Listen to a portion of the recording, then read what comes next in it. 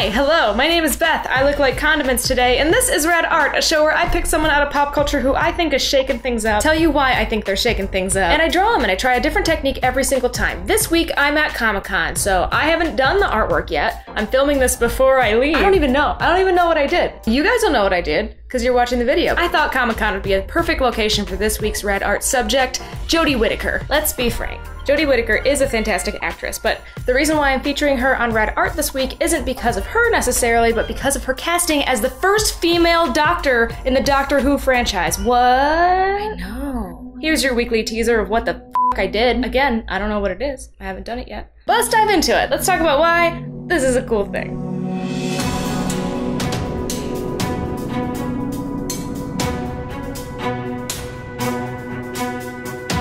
Jodie Auckland Whittaker is an English actress and was recently announced to be the 13th Doctor in the massively popular British sci-fi series Doctor Who. For those not already indoctrinated into this top-notch series, Doctor Who is the longest-running science fiction show in history, having begun in 1963 and continuing to this day with only a 16-year hiatus from '89 to 2005. One of the reasons this show has been able to sustain itself through 53 years of television is that its main character, the Doctor, is an alien species, a Time Lord, able to regenerate his, or now her, body periodically, allowing multiple actors to play the role. With each new iteration, the show evolves to fit its modern audience, and canonically, it's not unusual to have a Time Lord regenerate as a different sex. After 12 cycles of male doctors, this would be the first time the Doctor has regenerated as a woman, and Queen, I have been waiting for this. We got a taste of what this could be with Dr. Donna, a companion of the 10th Doctor played by Catherine Tate. In one episode, she briefly obtained Time Lord powers and cemented herself as one of my personal favorite companions. Fight me, bitches. And after the taste, I thought we would get some extra Y chromosomes after Matt Smith, but it looks like I had to wait an extra cycle. I'm just glad it's happening. Naturally, there's been a backlash because, you know, our president grabs women by the pussy, and culture is often a reflection of the leading political party in a nation.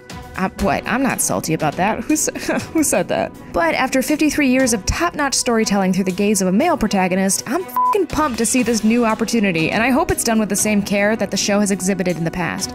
And in true Wonder Woman fashion, Jodie's first appearance as the Doctor will be directed by a woman, Rachel Talalay, who was also the first woman to direct a Doctor Who finale, and that only took 51 years to happen, so, you know, progress. Now, I want to take a beat to talk about a specific conflict that pertains to female actors, whether or not to do nude scenes.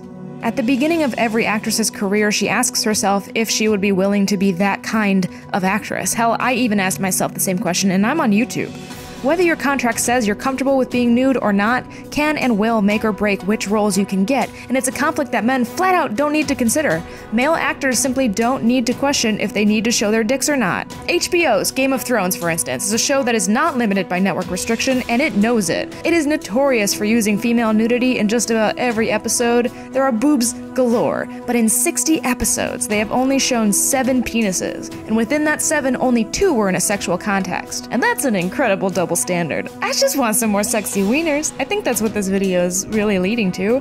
Maybe I should cut that part out. Not gonna. Anyway, I bring it up because 48 hours after the announcement that Jodie would become the 13th Doctor, not one but 2 British publications, The Sun and Daily Mail, published stories with nude screen caps of her previous work, in a frankly disgusting attempt to demoralize her. Entertainment media has set up a system which forces women to confront whether they are comfortable putting their bodies out there, rewards them with more money and more roles if they do, and then turns around and destroys their character for doing so. It's busted, my dudes, and it's worth trying to change that. Now, if that means more women in the writers' rooms, in the directing chairs, and as the leading roles, I'm all for it. Now, as for where the showrunner, Stephen Moffat, stands, he says Doctor Who fans are more excited by the fact that there's going to be a brilliant actress playing the part than the fact that she's a woman. It's been incredibly progressive and enlightened, and that's what really happened. I wish every single journalist who is writing the alternative would shut the hell up. You tell him, Moffat. And I can't wait until her season. P.S. This Munny Doll doesn't look like her at all. So, yep. I had fun though.